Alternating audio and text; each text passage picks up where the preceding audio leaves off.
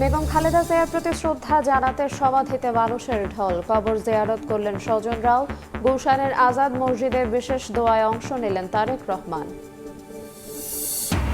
সারা দেশে মনোনয়নপত্র যাচাই বাছাইয়ের ব্যস্ততা। জামায়াত নেতা আজাদ ও নাগরিক ঐক্যের মান্নার প্রার্থিতা বাতিল।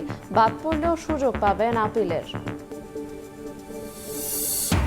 ওসমান হাদি হত্যার বিচার আদায়ে আজ থেকে মার্চ ফর ইনসাফ কর্মসূচির ডাক। সব দলের সঙ্গে বৈঠক করবে ইনকিলাব মঞ্চ। 7 জানুয়ারির মধ্যে চার্জশিট দাবি। দেশ জুড়ে শীতের দাপট, বৃষ্টির মতো ঝরছে শিশির। হিমেল হাওয়া স্থবির জনজীবন, বেশি বিপাকে শ্রমজীবীরা। তীব্র ঠান্ডায় বড় আবাদ ব্যাহত। এবং বাংলাদেশের বাজার ধরতে যুক্তরাষ্ট্রকে টেক্কা দিতে পারল না ফ্রান্স। 14টি বোয়িং উড়োজাহাজ কিনতে চিঠি দিল বিমান। এয়ারবাসের চেয়ে সাশ্রয়ী বলছেন বিশেষজ্ঞরা।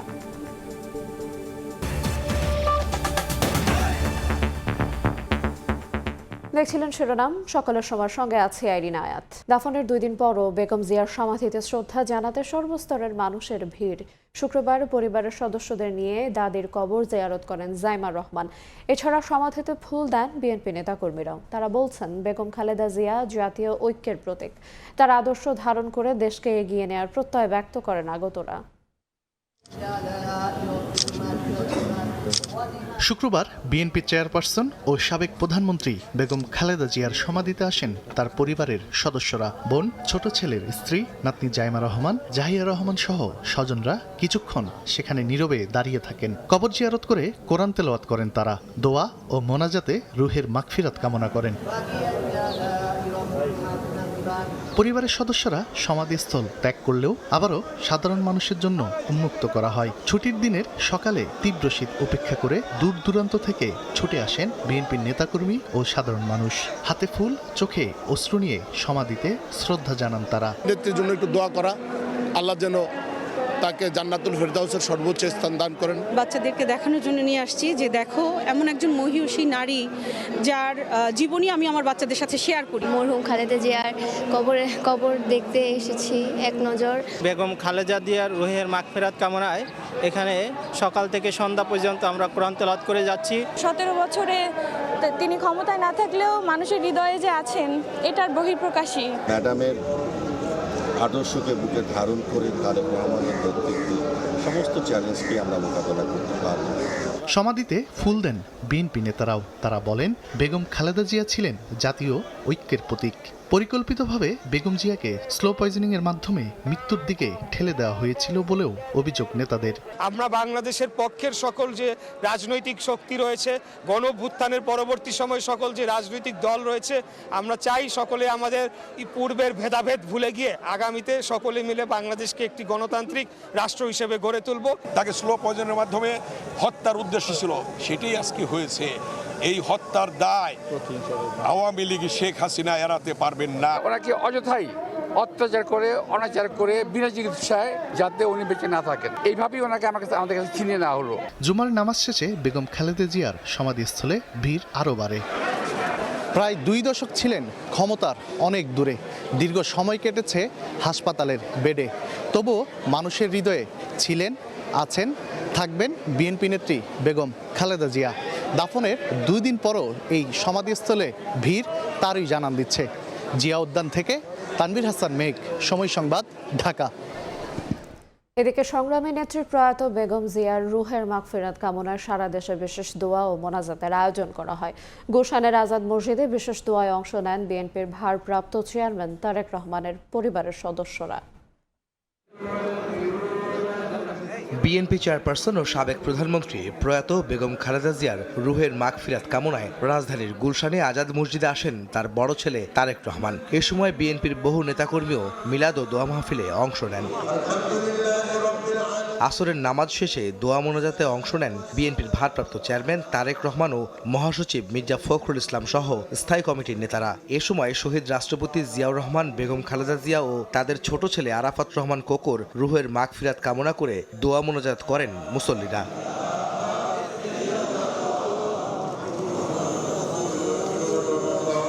মসজিদের দ্বিতীয় তলায় মোনাজাতে অংশ নেন তারেক পত্নী ডাক্তার জুবাইদা রহমান, মেয়ে ব্যারিস্টার জাইমা রহমান ও ছোট ভাই প্রয়াত আরাফাত রহমান কোকর সহধর্মিণী সৈয়দা শামিলা রহমান সহ পরিবারের সদস্যরা। দোয়া ও মোনাজাত শেষে মসজিদের খতিব, ইমাম ও মুয়াজ্জিনের প্রতি ধন্যবাদ জানান তারেক রহমান। এর আগে বাদ জুমা বেগম খালেদা জিয়ার রুহের মাগফিরাত কামনায় জাতীয় মসজিদ বায়তুল মোকাররমে দোয়া ও মোনাজাত করা হয়। এতে অংশ নেন সাধারণ মুসল্লিরা। একই দিন রাজধানীর ঢাকা সহ দেশের বিভিন্ন বিভাগ ও জেলার মসজিদে মসজিদে বিশেষ দোয়া অনুষ্ঠিত হয়। এতে বিএনপি সহ বিভিন্ন রাজনৈতিক দলের নেতাকর্মী সহ নানা শ্রেণী পেশার মানুষ অংশ নেন। এদিকে বিকেলে ঢাকা বিশ্ববিদ্যালয়ের টিএসসি প্রাঙ্গণে দোয়া ও মিলাদ মাহফিলের আয়োজন করে জাতীয়তাবাদী ছাত্রদল। সাবেক প্রধানমন্ত্রী বেগম খালেদা জিয়ার বিদেহী আত্মার শান্তি কামনায় মোনাজাত করেন শিক্ষার্থীরা।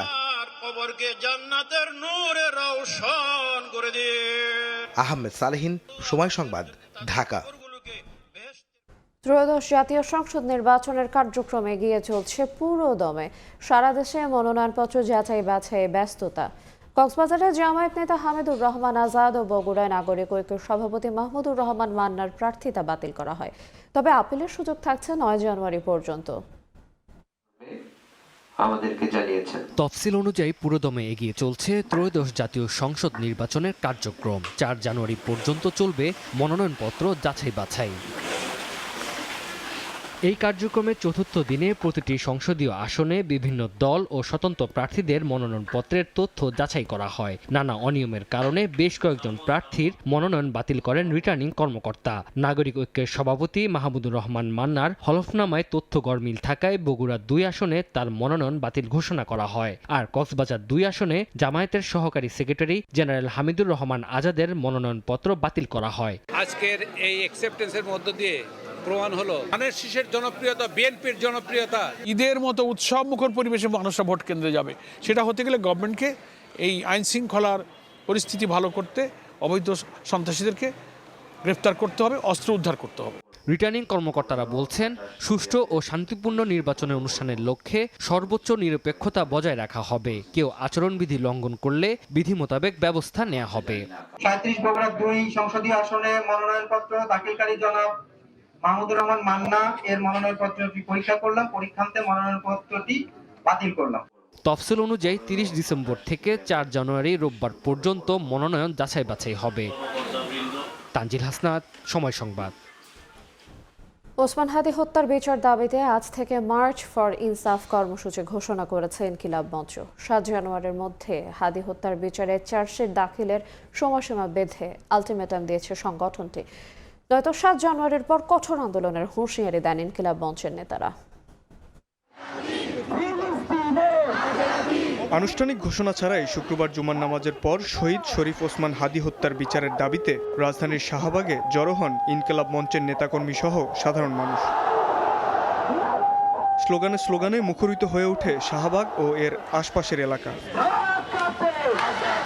ওসমান হাদির দীর্ঘদিনের সহযোদ্ধা ও ইনকিলাব মঞ্চের সদস্য সচিব আব্দুল্লাহ আল জাবের অন্তর্বর্তী সরকারকে 7 জানুয়ারির মধ্যে হাদি হত্যার বিচারের চার্জশিট দাখিলের সময়সীমা বেঁধে দিয়ে কঠোর আন্দোলনের হুঁশিয়ারি দেন।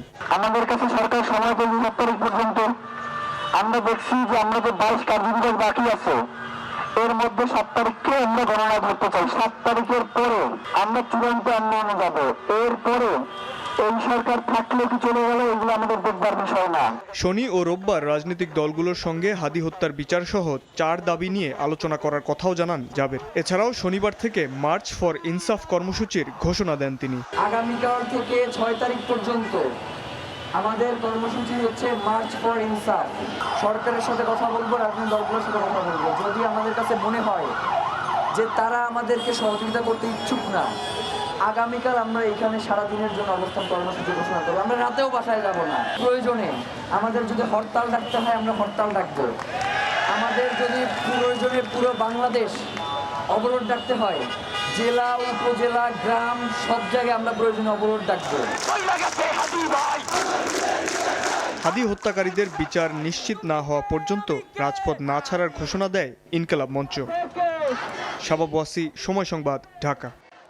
নতুন 14টি বোয়িং উড়োজাহাজ কেনার সিদ্ধান্ত নিয়েছে বিমান বাংলাদেশ এয়ারলাইন্স। এই লক্ষ্যে নির্মাতা প্রতিষ্ঠানকে অফিসিয়াল চিঠি দিয়েছে রাষ্ট্রায়ত্ত প্রতিষ্ঠানটি। এয়ারক্রাফটগুলো কিনতে সংস্থাটির প্রয়োজন হবে প্রায় 35,000 কোটি টাকা। দেরিতে হলেও বহরে নতুন উড়োজাহাজ কেনার সিদ্ধান্তকে সাধুবাদ জানিয়েছেন এভিয়েশন বিশেষজ্ঞরা। কাজল আব্দুল্লাহর রিপোর্ট।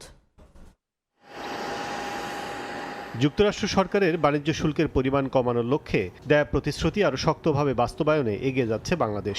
বিভিন্ন পণ্য আমদানি বাড়ানোর পাশাপাশি এবার মার্কিন উড়োজাহাজ নির্মাতা প্রতিষ্ঠান বোয়িং থেকে প্রাথমিকভাবে 14টি এয়ারক্রাফট কেনার প্রস্তুতি নিয়েছে বিমান বাংলাদেশ এয়ারলাইন্স। ইতোমধ্যে সংস্থাটির পরিচালনা পর্ষদ আনুষ্ঠানিকভাবে চিঠি দিয়েছে বোয়িংকে। বোর্ড মিটিং এ নীতিগত সিদ্ধান্ত হয়েছে যে আমরা বোয়িং থেকে 14টা এয়ারক্রাফট কিনবো। অনুমোদিত 14টি উড়োজাহাজের মধ্যে 10টি ড্রিমলাইনার ও 4টি কেনা হবে ম্যাক্স মডেলের। আর বহরে বর্তমানে 19টির মধ্যে 14টি বোয়িংয়ের তৈরি। বিশেষজ্ঞরা বলছেন ব্যবসায়িক দৃষ্টিকোণ থেকে এয়ারবাসের চেয়ে সাশ্রয়ী বোয়িং এয়ারক্রাফট। হয়তো 35 পর্যন্ত যাবে এই এয়ারক্রাফটগুলো ডেলিভার করতে। বিমানের যে এখন আমি সবসময় বলি ইয়াংগেস্ট ফ্লিট, এটা কিন্তু আর খুব একটা ইয়াং থাকবে না তখন। এবং 15 বছর এয়ারক্রাফটের এজ হলে মেইনটেন্যান্সের খরচ অনেক বেড়ে যায় এবং ফিউল কস্টও বাড়ে, কারণ depending on the age of the engine. আমরা যদি একটা 7.5 থেকে 15 বছরের হিসেব করি তাহলে দেখা যায় যে মেইনটেন্যান্স কস্ট আর ইনিশিয়াল যে প্রাইসে ধরে কেনা হলো, এই দুটো মিলিয়ে এয়ারবাস যে আরও সাশ্রয়ী সেটা মনে হয় না। নতুন 14টি এয়ারক্রাফট কিনতে বাংলাদেশ বিমানের সম্ভাব্য ব্যয় হবে প্রায় 35,000 কোটি টাকা। বহরে যুক্ত হতে পারে 2031 সালের শেষ থেকে 2035 সাল পর্যন্ত। তবে লাভের অঙ্ক কার্গো বিমানে বেশি হলেও নতুন বহরে কেন উদ্যোগ নেই সে প্রশ্ন তুলেছেন সংশ্লিষ্টরা। কার্গোতে হলো প্রফিট বেশি, আর বিমান সমস্ত কার্গো হ্যান্ডলিং করে। তারা জানে, বিমান কার্গোর লোকেরা, যে কার্গো কোত্থেকে আসছে, কোথায় যাচ্ছে। এই মার্কেটটা বিমান আসলে ক্যাপিটালাইজ করা দরকার এবং বিমানের এই যে ফ্লিট এক্সপ্যানশন, আমি মনে করি এই ফ্লিট এক্সপ্যানশনের মধ্যে সিরিয়াসলি কার্গো এয়ারক্রাফট কনসিডার করা উচিত। এবং স্ট্রেট ওয়ে যদি বলে যে বিমান একবারে এত বড় এক কার্গো এয়ারক্রাফট নিয়ে আসবে, তা পারবে কি পারবে না, পারতে তো হবেই, কিন্তু মানে অন্যান্যরা যদি এখান থেকে পারে তাহলে আমরা পারবো না কেন? বাংলাদেশের সঙ্গে ব্যবসা সম্প্রসারণে প্রায় দীর্ঘ 3 বছর ধরে নিজ দেশের এয়ারক্রাফট বিক্রির লক্ষ্যে কূটনৈতিকভাবে তৎপর ছিল ফ্রান্স ও যুক্তরাষ্ট্র। তবে দ্বিপাক্ষিক বাণিজ্যে যুক্তরাষ্ট্রের সঙ্গে শুল্ক চুক্তির অংশ হিসেবে বোয়িংয়ের কাছ থেকে 25টি উড়োজাহাজ কেনার কথা জানিয়েছিল বাণিজ্য মন্ত্রণালয়। এর অংশ হিসেবেই এবার নতুন এই সিদ্ধান্ত নিল সরকার। কাজল আব্দুল্লাহ, সময় সংবাদ, ঢাকা। ঘন কুয়াশায় ঢাকা চারপাশ, জেঁকে বসেছে শীত। হাড় কাঁপানো ঠান্ডায় স্থবিরতা নেমেছে জনজীবনে। নওগাঁয় তাপমাত্রার পারদ নেমেছে 9 ডিগ্রির ঘরে। ভোর থেকে ঝরছে কুয়াশা, সেই সঙ্গে বৃষ্টির মতো পড়ছে শিশির। সপ্তাহ ধরে চলা বৈরী আবহাওয়ায় চরম বিপাকে খেটে খাওয়া নিম্ন আয়ের মানুষ। তীব্র ঠান্ডায় ব্যাহত হচ্ছে বোরো আবাদ। হিমেল হাওয়া ও কনকনে বাতাসে কাঁপছে উত্তরের জনপদ। শীত বস্ত্রের অভাবে কষ্টে জীবনযাপন করছেন ছিন্নমূল ও অসহায় মানুষ। এছাড়া আয় কমেছে রিকশা ও ভ্যান চালকের মতো নিম্ন আয়ের মানুষের। কনকনে ঠান্ডায় হাসপাতালগুলোতে বাড়ছে ঠান্ডাজনিত রোগের সংখ্যা। ধারণ ক্ষমতার 3 গুণ রোগী ভর্তি আছেন হাসপাতালে।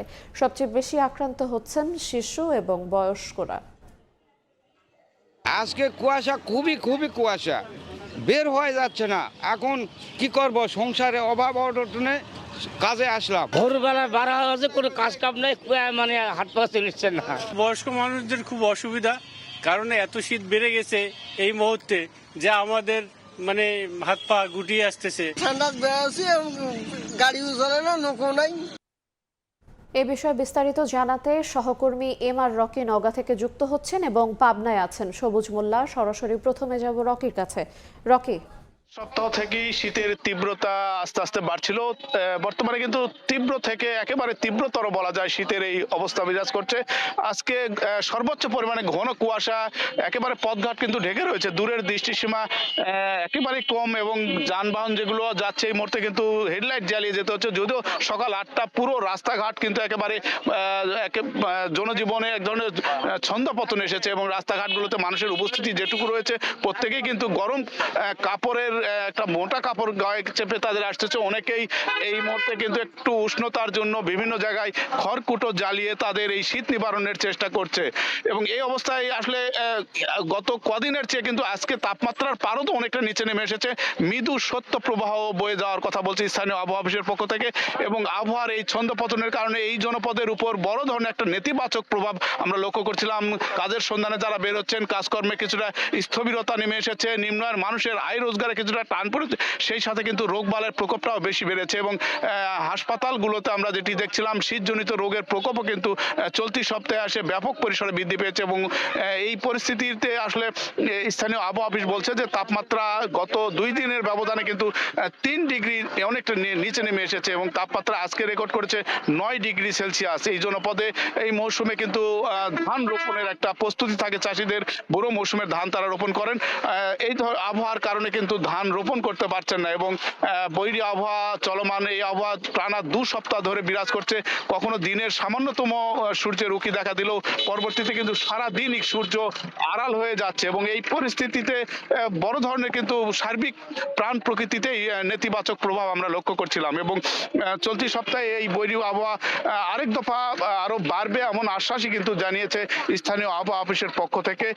সব মিলিয়ে এই পরিস্থিতি জনজীবনে যেমন নেতিবাচক প্রভাব ফেলেছে, কাজকর্মে কিছুটা ছন্দপতন এসেছে, আয় রোজগারে টান পড়েছে নিম্ন আয়ের মানুষের।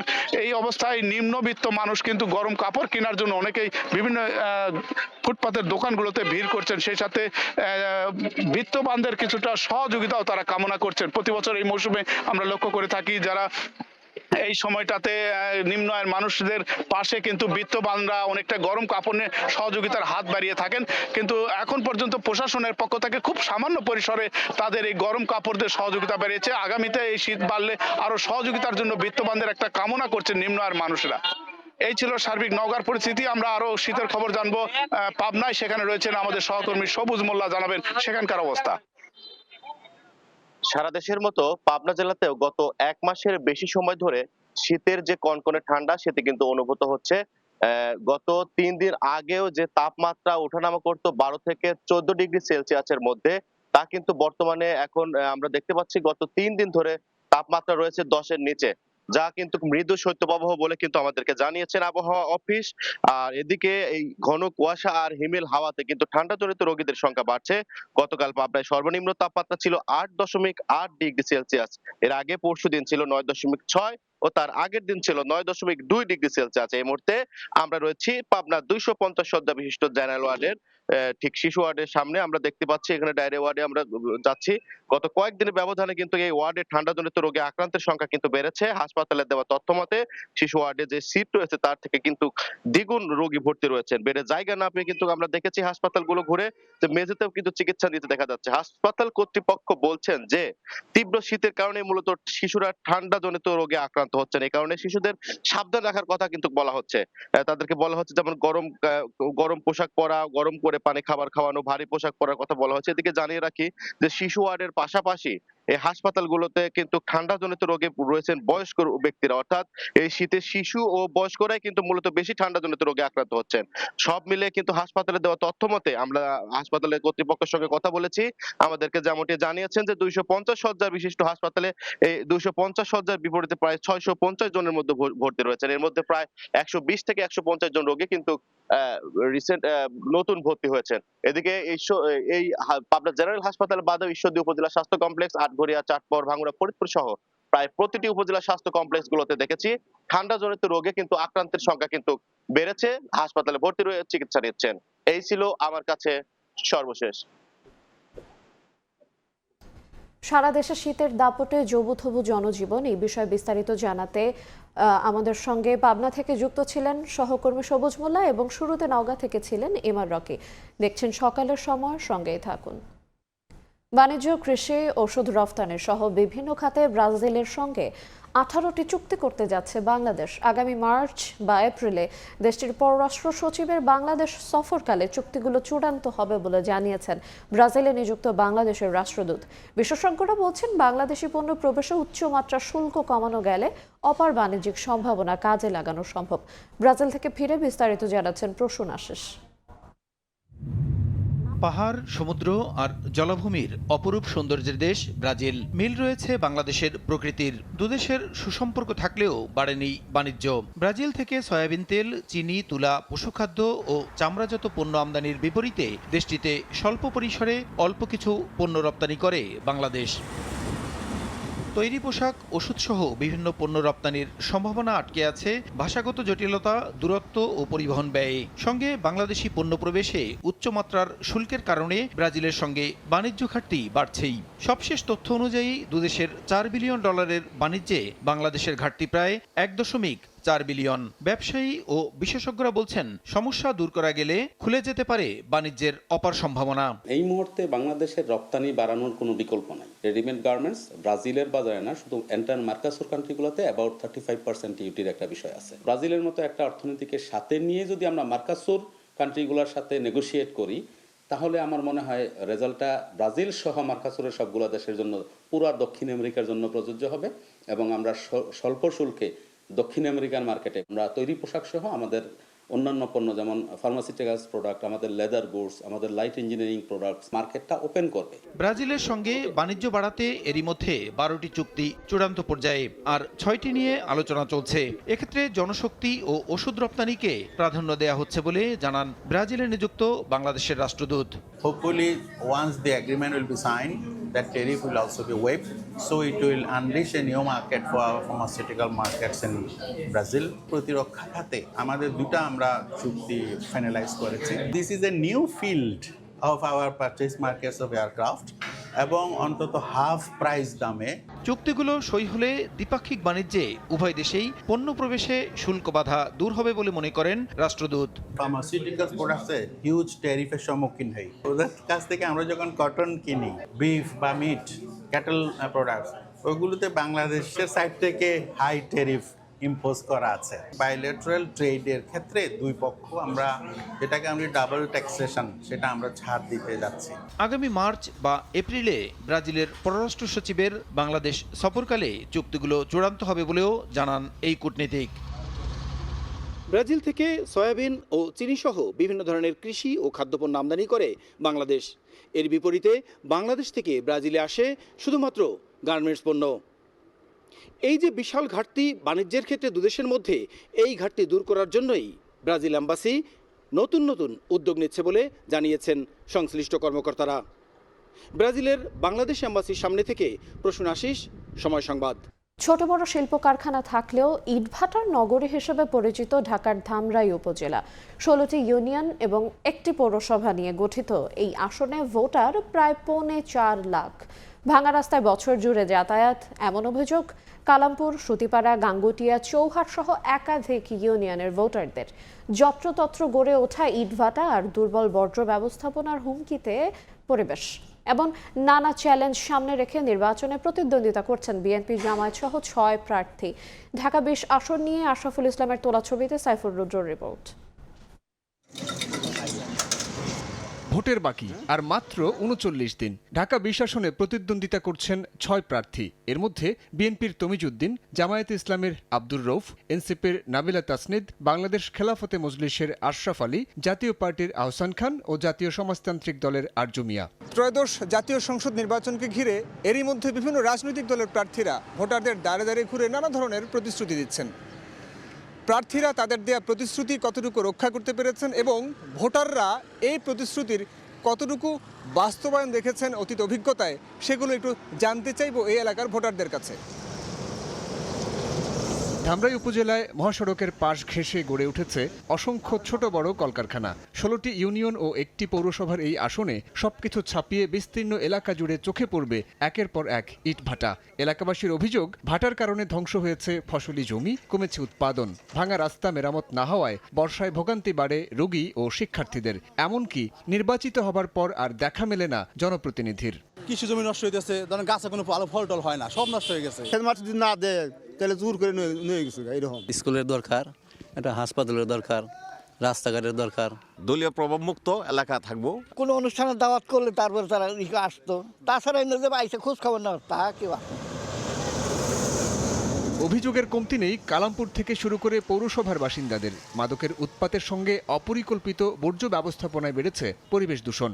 মাদক এলাকায় অনেক অ্যাভেলেবেল হয়ে গেছে, মানে আমার বয়সী বা আমার থেকে বড় বয়সী যারা আছে তারা ইজিলি মাদক পেয়ে যাচ্ছে। আমাদের সবার এ বাসায় গ্যাসের লাইন আছে, কিন্তু আমাদের গ্যাস নাই, কিন্তু আমাদের গ্যাসের বিলও আমাদের দিতে হয়, এমনকি আমাদের পাশাপাশি গ্যাসের বোতলও কিনতে হয়। জামায়াত প্রার্থী জানান, নির্বাচিত হলে দুর্নীতি ও চাঁদাবাজি দূর করবেন সবার আগে। অন্যদিকে বাকস্বাধীনতা ও ইতিবাচক সমালোচনাকে স্বাগত জানিয়ে সমস্যা সমাধানে কাজ করতে চান বিএনপি প্রার্থী। ধামরাইয়ের যে জনগণ শান্তিপ্রিয় জনগণ, এই শান্তিতে থাকতে পারে সেই চেষ্টা ইনশাল্লাহ আমাদের যে প্রার্থী আলহাজ তফিজউদ্দিন সেই চেষ্টাই করবেন। মাদকের লাইসেন্স বন্ধ করবই, এই মাদকের যে কারখানাগুলো বন্ধ করা হবে, সন্ত্রাস চাঁদাবাজি দুর্নীতির বিরুদ্ধে আপোষহীন থাকতে হবে। উপজেলা নির্বাচন কার্যালয়ের তথ্য বলছে 16টি ইউনিয়ন ও একটি পৌরসভার এই আসনে পুরুষ ভোটার 1,85,426 জন ও নারী ভোটার 1,87,275 জন। মোট ভোটার 3,72,703 জন। স্থায়ী ভোট কেন্দ্রের সংখ্যা 147টি, ভোটকক্ষ রয়েছে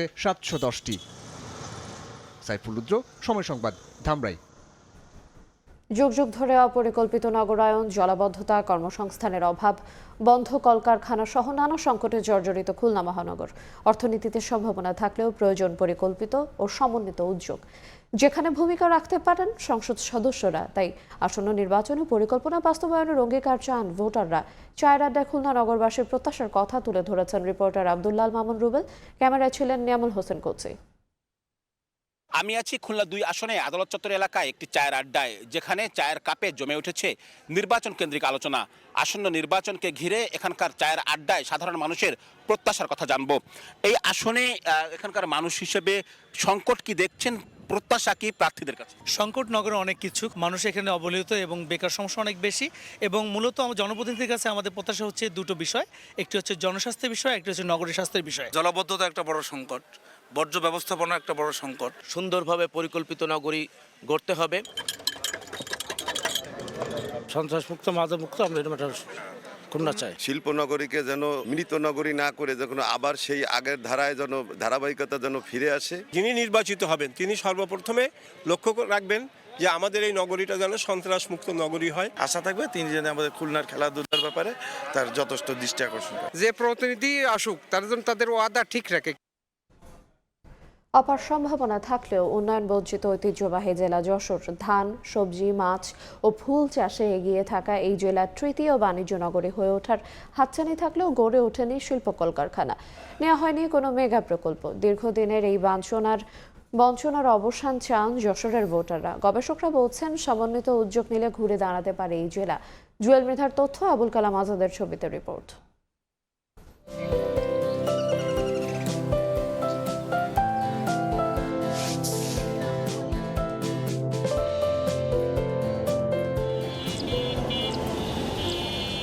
ঐতিহ্য আর সম্ভাবনার এক অনন্য মিশ্রণ যশোর। 24.5 লাখ ভোটারের এই জেলার প্রায় 50% মানুষের প্রধান পেশা কৃষি, 41% সেবা এবং 9% শিল্প খাতে কর্মরত রয়েছেন। ভৌগোলিক অবস্থানের কারণে ব্যবসা বাণিজ্য ও অর্থনৈতিক উন্নয়নের জন্য একটি আদর্শ স্থান এ যশোর। ধান, সবজি, মাছ ও ফুল চাষে উদ্বৃত্ত জেলা হলেও বরাবরই বঞ্চিত এ জেলার কৃষকেরা। এতে করে নিশ্চিত হয়নি পণ্যের ন্যায্য মূল্য, সৃষ্টি হয়নি কর্মসংস্থানের। পাশাপাশি এ জেলায় বিমানবন্দর, স্থলবন্দর, নৌবন্দর, রেল যোগাযোগ সহ চতুর্মুখী সড়ক যোগাযোগ ব্যবস্থা রয়েছে। এমন অবকাঠামো নিয়ে তৃতীয় বাণিজ্য নগরী হয়ে ওঠার সুযোগ থাকলেও তা কাজে লাগানো হয়নি। গড়ে ওঠেনি কোনো শিল্প কারখানা, নেওয়া হয়নি কোনো মেগা প্রকল্প। সম্ভাবনা থাকলেও এগোয়নি শিক্ষা, স্বাস্থ্য খাত ও পর্যটন খাত। দীর্ঘদিনের এই বঞ্চনা নিয়ে অসন্তুষ্ট যশোরের সব শ্রেণী পেশার মানুষ। দাবি থাকবে যাতে কৃষকরা একটা কার্ড পায়, যে কার্ডের মাধ্যমে সব কিছু মানে সার, কীটনাশক এবং কোনো দুর্যোগ যখন হবে তখন ওই কার্ডের মাধ্যমে আমরা সব কিছুই পাবো। জেলায় যে রোগীর চাপ এখানে সংকুলন হয় না, যার কারণে কিন্তু রোগীদের অনেক ভোগান্তি পোহাতে হয়। আগামী দিনে যে সরকারই আসুক না কেন, তাদের কাছে আশা এবং প্রত্যাশা রাখি যশোরকে তারা পর্যটন হিসেবে গড়ে তোলার জন্য বিবেচনায় নেবেন। মেগা প্রকল্প, আমাদের গ্যাসের লাইন, আমাদের বিশেষ করে যে এই অঞ্চলের কানেক্টিভিটি, আমাদের কন্টেইনার টার্মিনাল, সব কিছু মিলে যদি এইগুলো সাপোর্ট দেওয়া চাই, অবশ্যই যশোর বাংলাদেশের সামরিক অর্থনীতিতে অবদান রাখবে। উন্নয়ন গবেষকরা বলছেন, যশোরের অর্থনীতিকে চাঙা করতে হলে প্রথমত প্রয়োজন একটি সমন্বিত শিল্পনীতি, পাশাপাশি অবকাঠামো উন্নয়ন সহ প্রয়োজনীয় ক্ষেত্রে সঠিক উদ্যোগ নিলে ঘুরে দাঁড়াতে পারে এ জেলা। যশোরের ইন্ডাস্ট্রি ডেভেলপ করুক, এখানে প্রত্যেকটা যে শিল্প আছে, ক্ষুদ্র কুটির শিল্প আছে, এখানে যতগুলো শিল্প আছে, শিল্প কারখানার বিকাশ ঘটে। যশোরের আসল সুবিধা যেন সারা বাংলাদেশ পায়, তথা আমরা যেন উন্নয়ন বঞ্চিত না হই। মহাকবি মাইকেল মধুসূদনের স্মৃতি বিজড়িত যশোরের মূল জনসংখ্যার ৩৫% নারী পুরুষ এখনও অর্থনৈতিক কর্মকাণ্ডের বাইরে, যাদের বয়স 15 থেকে 24 বছর। মূল কর্মক্ষম জনগোষ্ঠীর সঙ্গে এ জনগোষ্ঠীকে কাজে লাগাতে পারলে এ অঞ্চলের মানুষের জন্য খুলতে পারে নতুন সম্ভাবনার দ্বার। সময় সংবাদ, যশোর। সাপ্তাহিক ছুটিতে পাহাড়ে বাড়ছে পর্যটকের সমাগম। আলুটিলা, রিছাং, ঝর্ণা, জেলা পরিষদ পার্ক সহ খাগড়াছড়ির বিভিন্ন স্পটের সৌন্দর্য দেখে মুগ্ধ ভ্রমণ পিপাসুরা। অতিথি বাড়ায় খুশি হোটেল মোটেল সহ পর্যটন সংশ্লিষ্ট ব্যবসায়ীরা। নিরাপত্তায় কাজ করছে টুরিস্ট পুলিশ। জিতেন বড়ুয়ার তথ্য ও ছবি নিয়ে রিপোর্ট।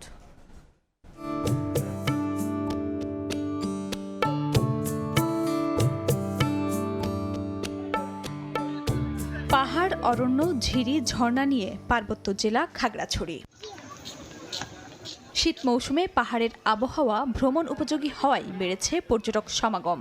আলুটিলার রহস্যময় সুড়ঙ্গ, ঝুলন্ত ব্রিজ, তারেং, রিসাং ঝর্ণা সহ বিভিন্ন দর্শনীয় স্থান দেখতে ভিড় করছেন পর্যটকরা। পাহাড়ের সৌন্দর্য দেখে মুগ্ধ পর্যটক। আলুটিলা পার্কটাতে অনেকবার আসছি, আজকেও আসছি, ভালো লাগতেছে, ঠান্ডা ঠান্ডা একটা ভাব, সুন্দর প্রাকৃতিক ভিউ, এটা অনেক ভালো লাগতেছে। এবং আমরা আসলে অফিস থেকে কলিগরা মিলে প্রায় আমরা 20 জনের মতো আসছি। তো দেখতে খুব সুন্দর, সেই জন্যই বারে বারে এখানে আসি। আলুটিলা গুহা, তারপরে যে হর্টিকালচার পার্ক, প্রত্যেকটাই খুব সাজানো গোছানো। ঝুলন্ত ব্রিজে ঘোরাঘুরি করলাম, অনেক ভালো লাগছে।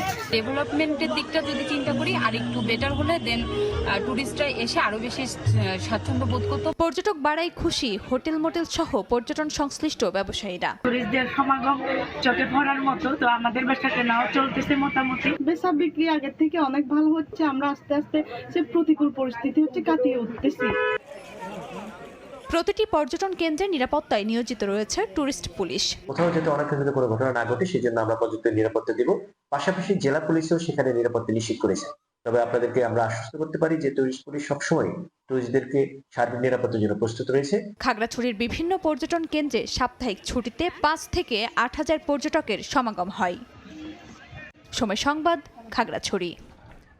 সবুজ পাহাড়ের পাদদেশে স্বচ্ছ নীল জলরাশি। রাঙামাটিতে পর্যটকদের আকর্ষণের কেন্দ্রবিন্দু কাপ্তাই হ্রদ। তবে বোট চালকদের অসচেতনতায় আনন্দ ভ্রমণ রূপ নেয় বিষাদে। প্রায়ই ঘটছে নৌকাডুবির মতো দুর্ঘটনা। প্রশাসন বলছে, পর্যটন কেন্দ্রগুলোতে নিরাপদ ভ্রমণ নিশ্চিত করতে প্রয়োজন সকলের ঐকান্তিক প্রচেষ্টা। হেফাজত সবুজের তথ্য, রাজীব দাস মুন্নার ছবিতে রিপোর্ট।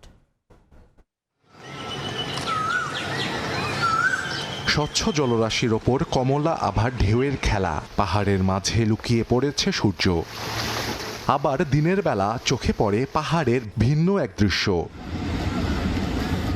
পর্যটন নগরী রাঙামাটির প্রকৃতির এমন সুধানিতে প্রতিনিয়ত ভিড় জমান লাখো ভ্রমণ পিপাসু। বছর জুড়ে লোকে লোকারণ্য হয়ে থাকে পলয়েল পার্ক, শুভলং ঝর্ণা, বালুখালী সহ বিভিন্ন দর্শনীয় স্থান।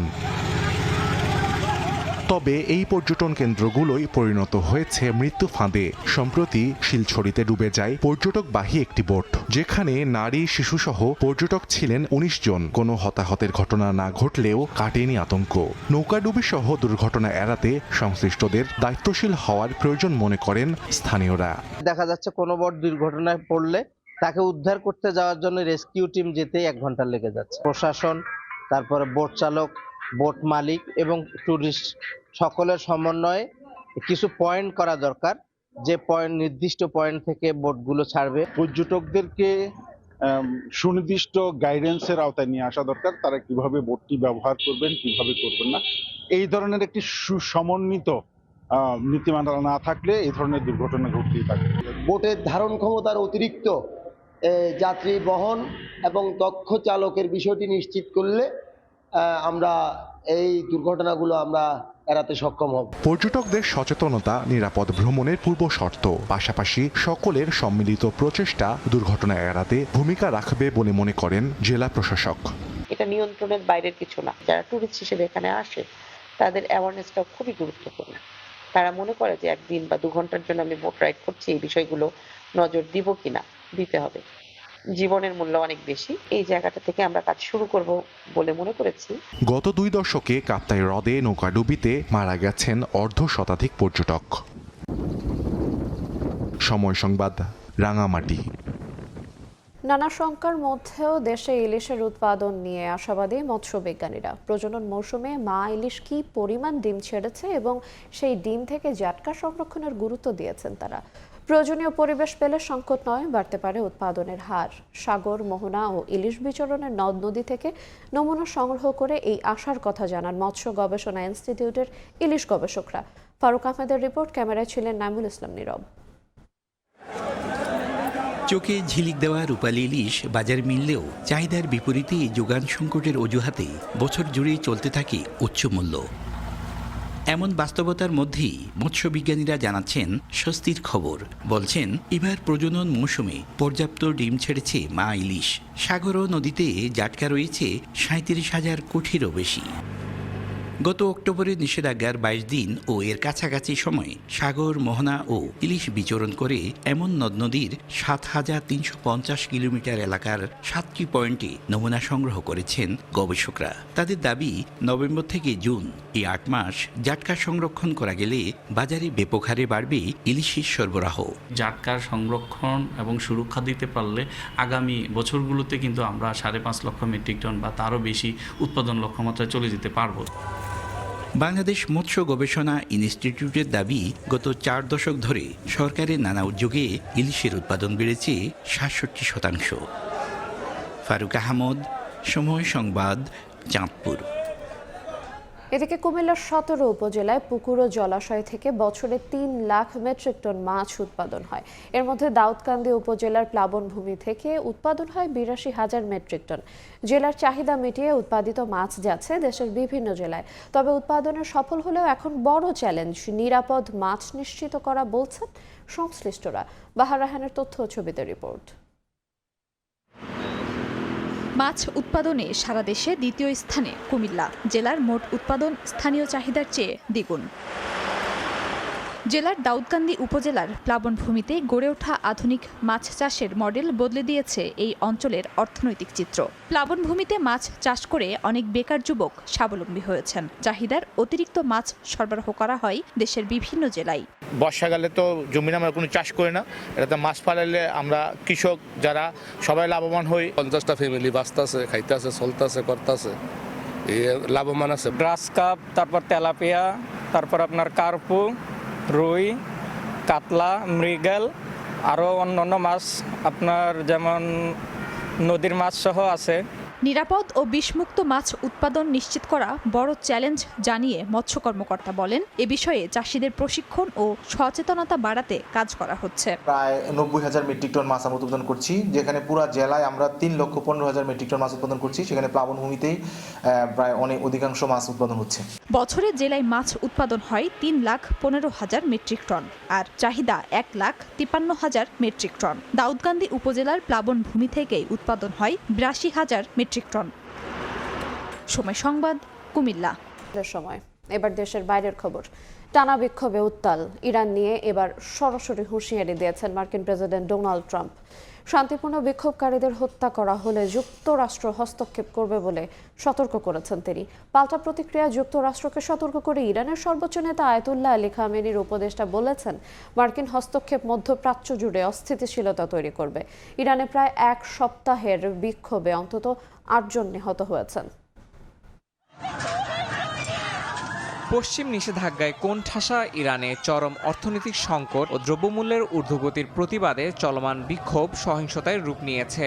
গত 3 বছরের মধ্যে দেশটিতে হওয়া সবচেয়ে বড় এই বিক্ষোভে নিরাপত্তা বাহিনীর সঙ্গে সংঘর্ষে বেশ কয়েকজন নিহত হয়েছেন।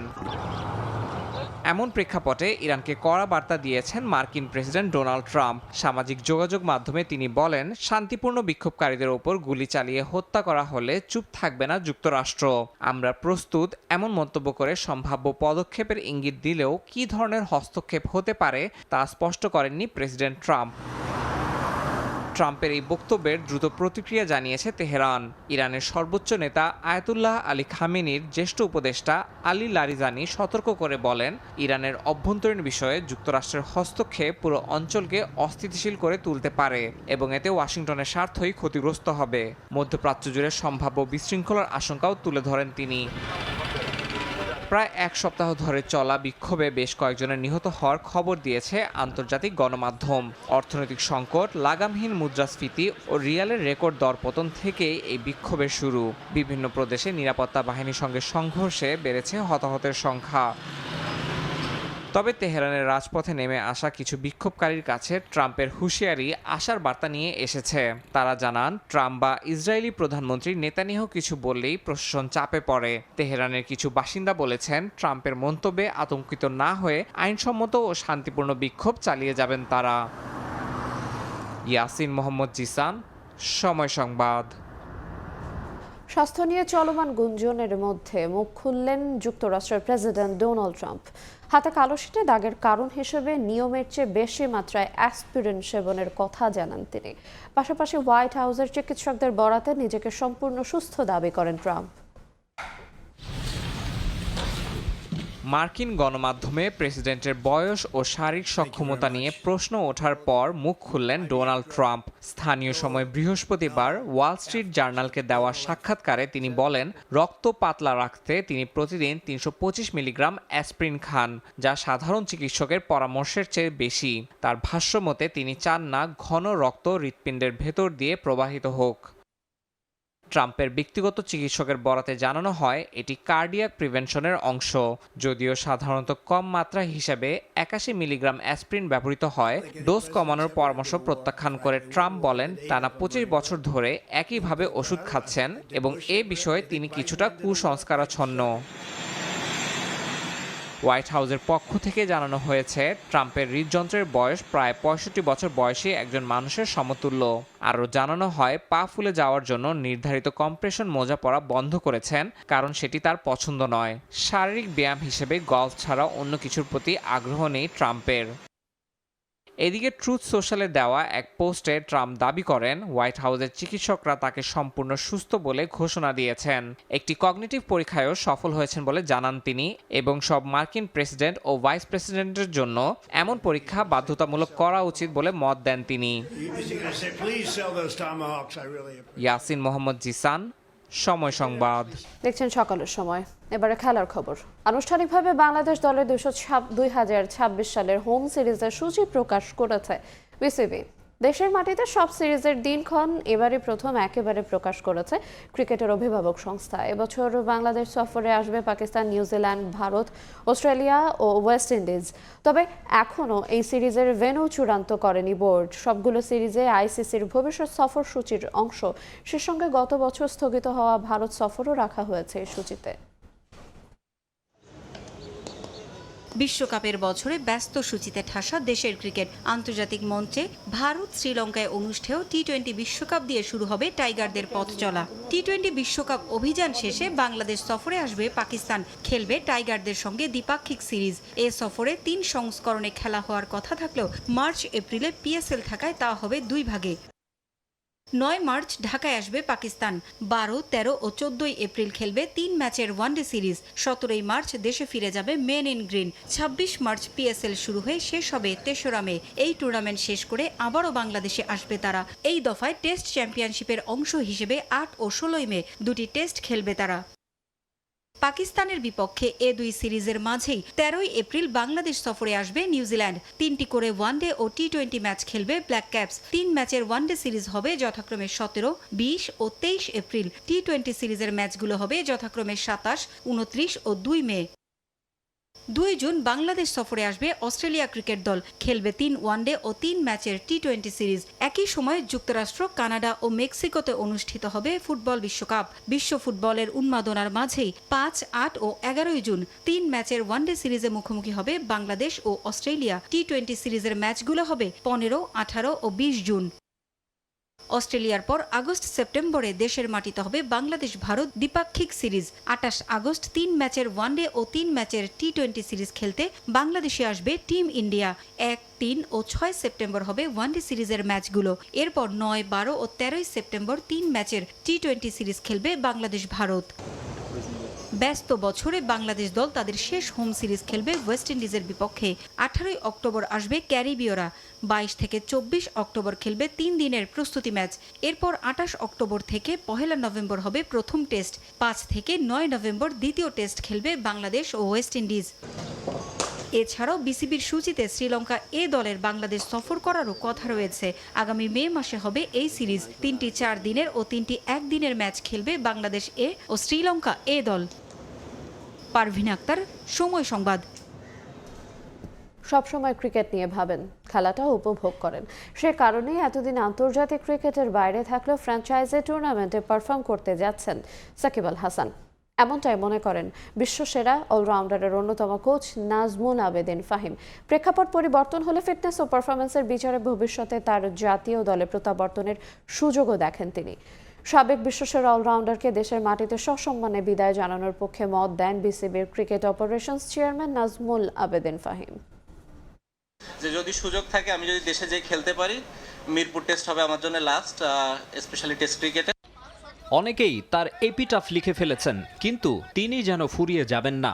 নিজ দেশ থেকে নির্বাসিত হলেও যেখানে সুযোগ পাচ্ছেন পারফর্ম করার চেষ্টা করছেন। চলমান IL টি-20তে একাধিক ম্যাচে পুরানো সেই ম্যাজিক দেখিয়েছেন, আর তাতেই আবার আলোচনায় সাকিব আল হাসান। সাবেক বিশ্বসেরা অলরাউন্ডারের অন্যতম কোচ নাজমুল আবেদিন ফাহিম এখন বিসিবি পরিচালক ও ক্রিকেট অপারেশনস চেয়ারম্যান। প্রিয় ছাত্রের খোঁজ খবর নিয়মিতই রাখেন তিনি। আমার ধারণা যে অনেক দিন ও প্রাসঙ্গিক থাকবে এবং তেমনই একজন খেলোয়াড় বাংলাদেশের। ক্রিকেটটা ওর জীবনের একটা অংশ হিসেবে দেখে। মাঠে খেলার যে আনন্দ সেটা ও এখনও ফিল করে। He is a very rare person যে এখনও সেটা উপভোগ করে এবং ও ক্যারিয়ারের প্রায় শেষ দিকে এসে উপভোগ করে, এবং সে কারণে কিন্তু এখন পারফরমেন্স করছে। ইন্টারন্যাশনাল ক্রিকেট থেকে এতদিন ধরে বাইরে একজন খেলোয়াড়, তারপরেও নিজেকে যে ধরে রাখার যে ব্যাপারটা, হয়তো ফিজিক্যালি হয়তো অতটা ফিট থাকবে কিনা আমি জানি না, কিন্তু মেন্টালি ও নিজেকে সবসময় ক্রিকেটের মধ্যে রাখে। 2024 সালের 5 আগস্টের পর থেকেই দেশ ছাড়া সাকিব আল হাসান। আওয়ামী লীগ আমলের সংসদ সদস্যের প্রতি চরম ক্ষোভ অনেকের, তাই দেশের মাটিতে খেলে আন্তর্জাতিক ক্রিকেট থেকে অবসর নেয়ার স্বপ্ন অধরাই থেকে গেছে তার। একনিষ্ঠ ভক্তরা অবশ্য লাল সবুজ জার্সিতে সাবেক বিশ্বসেরা অলরাউন্ডারকে মিস করেন, যে কারণে বিভিন্ন সময় মাঠে তার নাম লেখা ব্যানার পোস্টার দেখা যায় এখনো। মাঝে তাকে দেশে আনার প্রক্রিয়া শুরু হয়েছিল, তবে সবুজ সংকেত পেয়ে সংযুক্ত আরব আমিরাত পর্যন্ত এসে আবার অপর মহলের নির্দেশে যুক্তরাষ্ট্রে ফিরে যেতে হয়। তৎকালীন যুব ও ক্রীড়া উপদেষ্টা ক্রিকেট বোর্ডকে বলেই দেন কোনোভাবে যেন বাংলাদেশের হয়ে খেলতে না পারেন সাকিব। তবে পরিবর্তিত পরিস্থিতিতে আবারও স্বপ্ন দেখছেন ভক্তরা। তখন যে পরিবেশ ছিল বা ছিল, সে সময়টায় তার জন্য আসাটা কতটা নিরাপদ ছিল বা কী ছিল, সেসব ব্যাপারগুলো তো অবশ্যই আসে। সেসব কারণেই হয়তো তখন সম্ভব হয়নি। বাট একটা সময় কিন্তু ও প্রায় চলে আসবে আমার একটা অবস্থানে তৈরি হয়েছিল। কিন্তু যেটা হয় না, যারা চায় তাদের তো এক ব্যাপার, যারা চায় না তাদেরকে নিয়ে চিন্তাটা বেশি। সেখানে সে কারণে হয়তো সে সময়টা হয়নি। ওর যেই ইচ্ছা, ওর যে স্বপ্ন, সেটা যদি পূরণ হয় তো আমি খুবই খুশি হব অবশ্যই। এটা নিয়ে আলাপও যে হয়নি তা না। আমি জানি না ঘটনার প্রবাহ আমাদেরকে কোথায় নিয়ে যাবে জানি না। ওর হাতে তো অনেক সময় নেই। ও যতদিন খেলার মতো ফিটনেসও থাকবে, ও যদি আসতে পারে, খেলতে পারে, এবং যে বাংলাদেশকে ক্রিকেটের মাঠে এত কিছু দিয়েছে, সেখানে যদি বাংলাদেশের জন্য খেলে ও খেলা শেষ করতে পারে, that will be a perfect tribute for someone. ফ্যানদের আশা জাতীয় নির্বাচনের পর সাকিবের জাতীয় দলে প্রত্যাবর্তনের পথ সুগম হবে। মাকসুম আলম খান, সময় সংবাদ, ঢাকা। এই পর্যায়ে সকালের সমাবেশের সংবাদগুলো জানিয়ে দেবো আর একবার। বেগম খালেদা জিয়ার প্রতি শ্রদ্ধা জানাতে সমাধিতে মানুষের ঢল, কবর জিয়ারত করলেন স্বজনরাও। গুলশানের আজাদ মসজিদে বিশেষ দোয়ায় অংশ নিলেন তারেক রহমান। সারা দেশে মনোনয়নপত্র যাচাই বাছাইয়ের ব্যস্ততা। জামায়াত নেতা আজাদ ও নাগরিক ঐক্যের মান্নার প্রার্থিতা বাতিল, বাদ পড়লেও সুযোগ পাবেন আপিলের। এবং দেশ জুড়ে শীতের দাপট, বৃষ্টির মতো ঝরছে শিশির। হিমেল হাওয়ায় স্থবির জনজীবন, বেশি বিপাকে শ্রমজীবীরা। তীব্র ঠান্ডায় বোরো আবাদ ব্যাহত।